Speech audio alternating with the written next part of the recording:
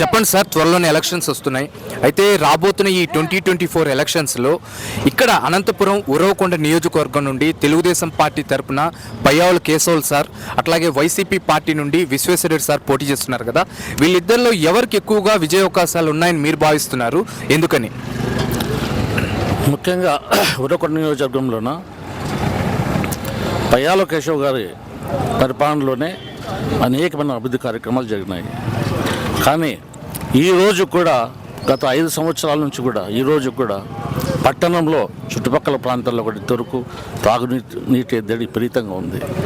మళ్ళీ 2 MPR dam ఉంది, PABR dam ఉన్నాయి, అనేక సమ్మర్ స్టోరేజ్ ట్యాంకులు ఉన్నా కూడా మళ్ళీ గత పాలకుల నిర్లక్ష్యం వల్లనే, ముఖ్యంగా ఇక్కడ రూలింగ్ పార్టీ నిర్లక్ష్యం వల్లే ఈరోజు కూడా నీటి ఎద్దడి కొనసాగుతూనే ఉంది. మన అనేక అభివృద్ధి కార్యక్రమాలు జరిగినాయంటే ఒక్క కేశవ్ పీరియడ్లో మాత్రమే, తెలుగుదేశం పార్టీ పీరియడ్లో మాత్రమే అనేకమైన అభివృద్ధి కార్యక్రమాలు జరిగినాయి. మళ్ళీ చూసుకోకపోతే ముఖ్యంగా కేశవ్కే ఎక్కువగా గెలిచే ఛాన్స్ ఉంది. మరి ఆయన ఆధ్వర్యంలోనే ఉరవకొండ నియోజకవర్గం ఎక్కువ అభివృద్ధి జరుగుతుంది కూడా సార్. అయితే ఇక్కడ ఉరవకొండ నియోజకవర్గంలో నీటి సమస్య ఎక్కువ ఉందని చాలామంది అభిప్రాయం వ్యక్తం చేస్తున్నారు. అయితే ఈ నీటి సమస్య యొక్క లోటుని పూడ్చడానికి ఇటు తెలుగుదేశం పార్టీ నుండి పయ్యావుల కేశవులు సార్ కానీ, లేదా అటు వైసీపీ పార్టీ నుండి విశ్వేశ్వరరెడ్డి సార్ కానీ, అంటే వీళ్ళిద్దరు చేసినటువంటి కృషి ఎటువంటిది అని? పయ్యావుల కేశవ్ సారు అనేక కృషి చేసినాడు. పిఏబిఆర్ నుంచి డైరెక్ట్గా నీటి తరలించేదానికి పెద్ద పథకం ఒకటి తీసుకొచ్చాడు. ఆ పథకం ద్వారానే ఈరోజు కూడా పైపులన్నీ మొత్తము రోడ్డు పక్కనే పడి ఉన్నాయి. ఇంతవరకు ఎలాంటి చర్య తీసుకోలేదు. ఆ పథకం సక్సెస్ అంటే, పయ్యావుల కేశవ్ గారు ప్రారంభించిన పథకం సక్సెస్ అయింటే ఈరోజు ఇక్కడ ఈ చుట్టుపక్కల ఎక్కడ కూడా నీటి ఎద్దడి లేదు. రోజు నీరు వదలినా కూడా నీటి ఎద్దడి అనేది లేదు. పిఏబిఆర్ డ్యాంలో బ్రహ్మాండంగా నీళ్లు ఉన్నాయి. డైరెక్ట్ పథకం ఒకటి తీసుకొచ్చాడు పయ్యావుల కేశవ్ గారు. కానీ ఆ పథకాన్ని ఈ 5 సంవత్సరాల నుంచి ఇంతవరకు అమలు చేయలేదు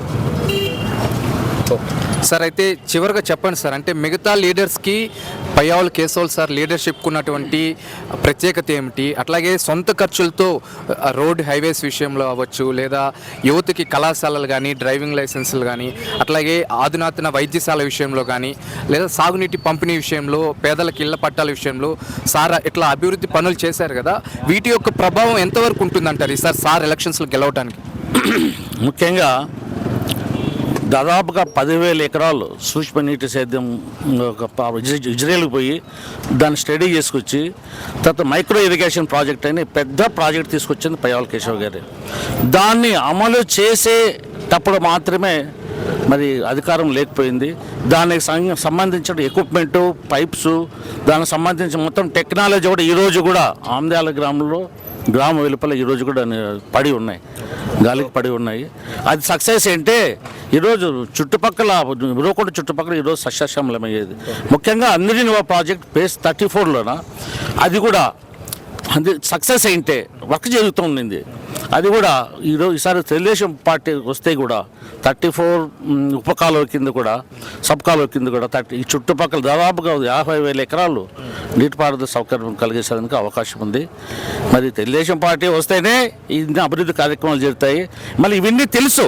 గత ఈరోజు 5 సంవత్సరాలు పాలించినటువంటి వ్యక్తులకు ఇవన్నీ పథకాలంతా తెలుసు. కానీ ఎలాంటి అభివృద్ధి కార్యక్రమం నోచుకోలేదు. ఎక్కడ వేసిన వ్యవహారాలు అక్కడే ఉన్నాయి. రాబోతున్న ఈ 2024 ఎన్నికల్లో అనంతపురం ఉరవకొండ నియోజకవర్గం నుండి తెలుగుదేశం పార్టీ తరపున పయ్యావుల కేశవులు సార్, అట్లాగే వైసీపీ పార్టీ నుండి విశ్వేశ్వరరెడ్డి సార్ పోటీ చేస్తున్నారు కదా. వీళ్ళిద్దరిలో ఎవరికి ఎక్కువగా విజయ అవకాశాలు ఉన్నాయని మీరు అనుకుంటున్నారు, ఎందుకని? నా ఒపీనియన్ అయితే ఇద్దరు ముఖాముఖిగా ఉన్నారు. పోయినసారి ఆయన కేశవ అయిందే, ఈసారి కూడా బాగానే ఉంది విశ్వేశ్వరరెడ్డి గారికి. 2 బాగానే ఉన్నాయి. డి అంటే డి. అయితే అన్నయ్య, పార్టీ వైజ్ కంటెస్ట్ చేస్తున్న ఒక్కో క్యాండిడేట్ని చూద్దాము. ఇప్పుడు తెలుగుదేశం పార్టీ నుండి పయ్యావుల కేశవులు సార్ పోటీ చేస్తున్నారు కదా. సార్ మీద మీ అభిప్రాయం ఏంటి? మిగతా నాయకులకి సార్ యొక్క లీడర్షిప్కి ఉన్న వ్యత్యాసం ఏంటి? అట్లాగే ఇన్ కేస్ సారే ఇక్కడ భారీ స్థాయిలో గెలవాల్సి వస్తే అంతగా అనుకూలించే అంశాలు ఏమున్నాయి సార్ గెలవటానికి? ఎవరు? పయ్యావుల కేశవ్ గారా? ఆయన 30 ఏళ్ళ నుంచి ఇదే ఉన్నాడు పాపము. ఆయన ఏదైనా ఇది ఎక్కువందంటే ఉరవకొండలో పైన అది వస్తే కింది ఇది వస్తే పైన అది. ఈసారి ఏది వచ్చినా 2 సమానంగా రావాలా, ఏదైనా రాని. పైన కింద ఒకటే ఉండాలి. ఇద్దరు మినిస్టర్ హోదాలో ఉన్నారు. మన ఒపీనియన్. అయితే అన్నయ్య, పయ్యావుల కేశవులు సారు తన సొంత ఖర్చులతో ఇక్కడ ఎన్నో అభివృద్ధి పనులు చేపట్టారని, ఫర్ ఎగ్జాంపుల్ ఇప్పుడు 50 పడకల అధునాతన వైద్యశాల అవ్వచ్చు, రోడ్ హైవేస్ కానీ, పేదవాళ్ళకి ఇళ్ళ పంపిణీ పట్టాలు కానీ, తర్వాత ఇంకా అంటే సాగునీటి విషయంలో కానీ, యువతకి కళాశాలలు కానీ, లేదా డ్రైవింగ్ లైసెన్స్ విషయంలో కానీ, ఇవన్నీ తన యొక్క గెలుపుకి ఎంతవరకు ప్రభావం చూపిస్తాయి? అంటే జనాలు ఓట్లు వేసి గెలిపించడం అవన్నీ చేసినాడు, ఈసారి గెలిచినారు. కానీ అధికారం అయితే వైసీపీ చేరింది. ఈసారి రెండు ఒకటే రావచ్చు అని మనం అనుకుంటున్నాం, మన ఒపీనియన్గా. మళ్ళీ ప్రజలు ఏం తీర్మానం చేస్తారో ప్రజలే నిర్ణయిస్తారు. అయితే వాళ్ళు సంక్షేమ పథకాలు వైఎస్ఆర్ తరఫున ఉన్నాయి. ఇప్పుడు వీళ్ళు టీడీపీ వాళ్ళు సూపర్ 6 ఇచ్చినారు కదా, దానివల్ల ఈ రెండు ముఖాముఖిగానే ఉండొచ్చు.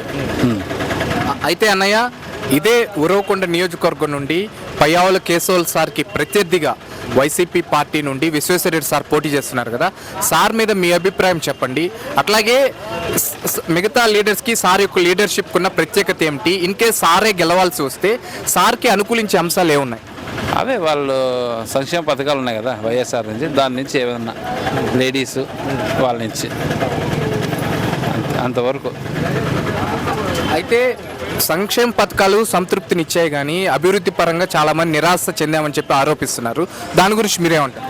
దాని గురించి అంటే మరి ఈసారి ఎట్లా చేస్తారో తెలియదు కదా. ఇదైతే అన్నీ పోయినాయి, న్యూస్ అయితే పోయింది పైదాకా. మళ్ళీ వాళ్ళు ఏం చేస్తారో మళ్ళీ ఈసారి చూడాల. మీకు ఓవరాల్గా ఈ 5 ఏళ్లలో జగనన్న పరిపాలన ఎట్లా అనిపించింది?